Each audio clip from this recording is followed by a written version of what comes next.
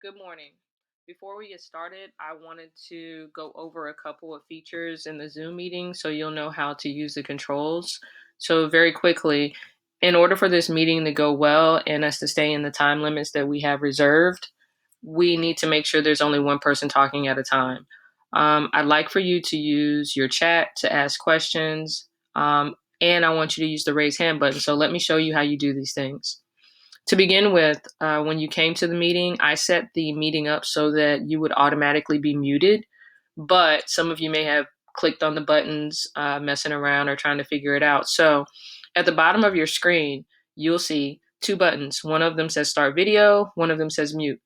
The start video button, as you can see here, you can't see my video right now because the video button has a line drawn through it. And all I did to accomplish that was click on the start video button and the line is there. If I click it again, then the line will be removed and you'll automatically be able to see my video.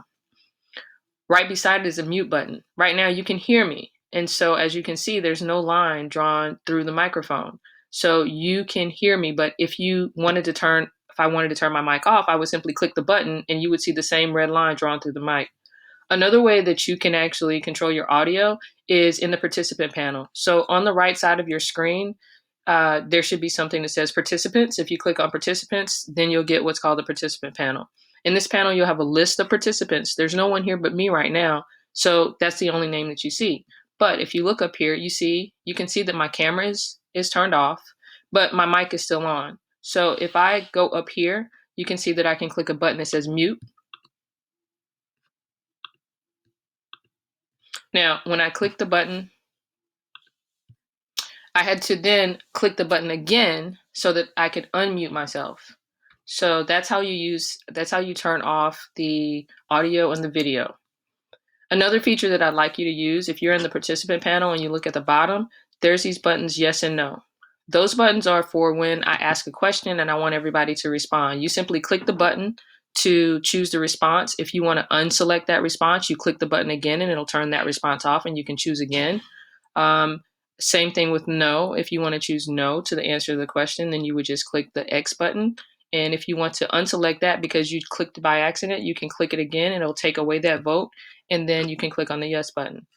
The other two buttons here, those are in case you want to notify the presenter that they need to go slower or they need to go faster. So if I'm going too fast, you don't even have to say anything. Once I see that there's several people that have clicked go slower, I know automatically and I'll acknowledge that I see that several of you saying I'm going too fast, so I'm going to slow down a little bit. The other one is go faster and it serves the same purpose. So if I'm going way too slow and a lot of people vote that I'm going too fast, then I'll slow down. Over here, you have a button that says more.